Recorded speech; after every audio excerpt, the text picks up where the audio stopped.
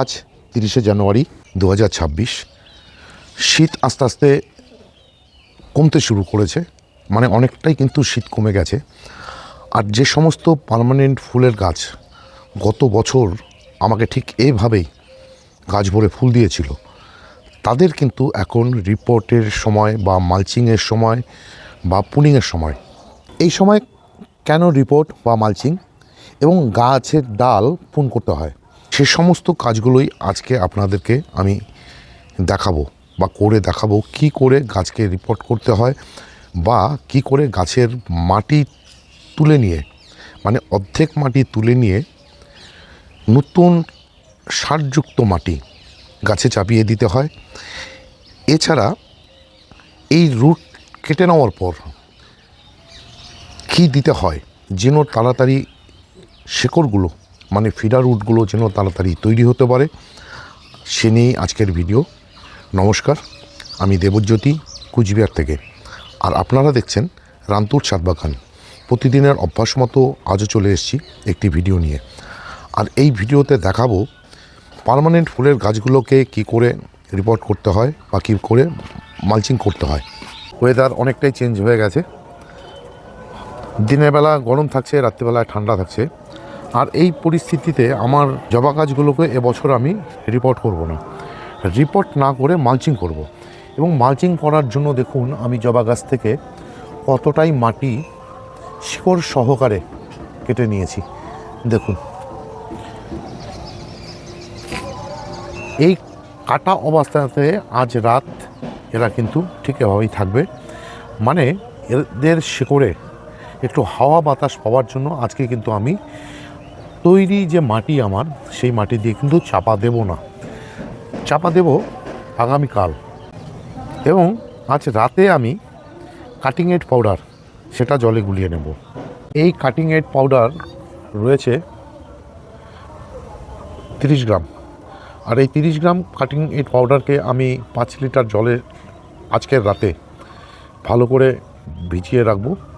তার কারণ হচ্ছে কাটিং এড পাউডার জলের সাথে গুলতে অনেকটা সময় নেয়। আমি কিন্তু কাল সকালবেলায় মালচিং করে দেওয়া যে গাছের গোড়াগুলো, যেহেতু রুট কাটা হয়েছে, 250 থেকে 300 ml জল, এই রুট হরমোন মিশ্রিত যে জল, সেটা কিন্তু দিয়ে মাটি চাপা দিয়ে দেব। এই মাটিটি তৈরি করেছি, 40 ভাগ নিয়েছি সাধারণ মাটি এবং 40 ভাগ নিয়েছি কম্পোস্ট। এখানে কম্পোস্ট হিসেবে নিয়েছি আমি পুরনো গোবর সার এবং 20 ভাগ নিয়েছি বিল্ডিং তৈরি বালি, সঙ্গে নিয়েছি 50 গ্রাম ট্রাইকোডার্মা ভিরিডিটি। বানানো মাটি আমি কাল সকালে গাছগুলোতে চাপিয়ে দেব। আমার এই যে সমস্ত জবা গাছ, মানে দেশীয় প্রজাতির যে জবা গাছ, তাদেরকে কিন্তু আমি অক্টোবরের শেষ থেকে 15ই নভেম্বরের মধ্যে পুন করে দিয়েছিলাম। এবং পুন করে দেওয়ার পর দেখুন গাছগুলোতে কীভাবে নতুন পাতা চলে এসেছে। এবং এই যে মাল্চ করে দেওয়ার পর গাছের গ্রোথ কিন্তু অটোমেটিক বেড়ে যাবে এবং ফেব্রুয়ারির শেষ নাগাদই হয়তো আমি এই গাছগুলো থেকে ফুল পেয়ে যাব। আর এই 5 লিটার জলে এই যে কাটিং এড পাউডার, সেটা কিন্তু দেখুন আমি ভিজিয়ে রেখেছি। এই জল আমি কালকে সকালবেলায় গাছগুলোতে দিয়ে দেব এবং কাল সকালবেলায় যখন জল দিব তার ভিডিও তুলে নিয়ে আপনাদের সামনে তুলে ধরব।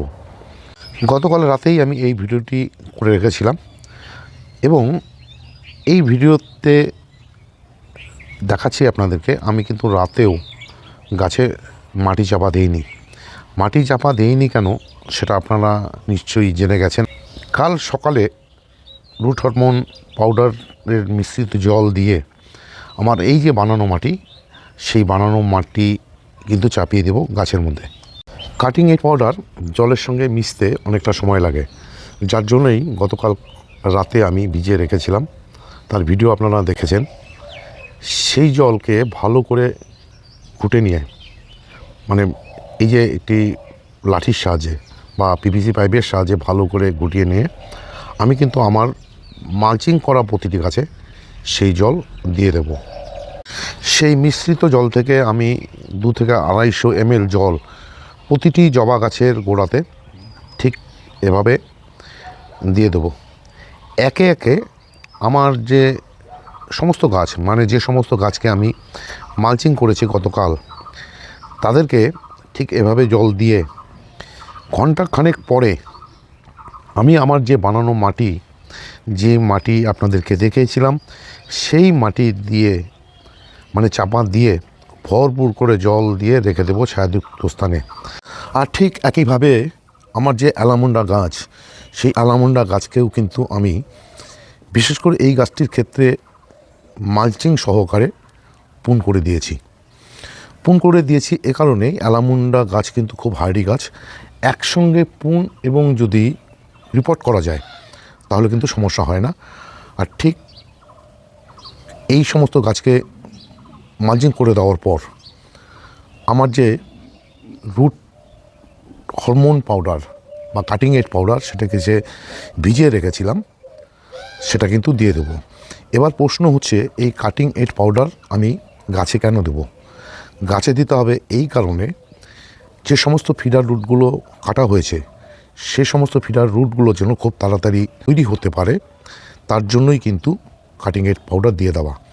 আর এই যে এই গাছটিকে গত নভেম্বর মাসের 15 তারিখের মধ্যে, সম্ভবত ডেটটি মনে নেই আমার, এই গাছটিকে কিন্তু পুন করেছিলাম, যার জন্যই দেখুন গাছে কিন্তু নতুন নতুন ডাল এবং পাতা আসতে শুরু করেছে। এই গাছের থেকেও কিন্তু আমি ফেব্রুয়ারির শেষ নাগাদ সম্ভবত ফুল পেয়ে যাব। আমার সমস্ত পার্মানেন্ট ফুলের গাছের এই মালচিং পদ্ধতি বা পোনিং পদ্ধতি দেখার সঙ্গে সঙ্গে আমার কাছে যে হাইব্রিড জবা গাছটি রয়েছে প্লে বয়, যেটাকে আপনারা শুরুতেই, আজকের ভিডিওর শুরুতেই আপনারা দেখতে পেলেন, সেই জবা গাছকেও কিন্তু আমি নভেম্বর মাসে পুন করে দিয়েছিলাম। তবে হার্ড পুন করিনি, সব পুন করেছিলাম।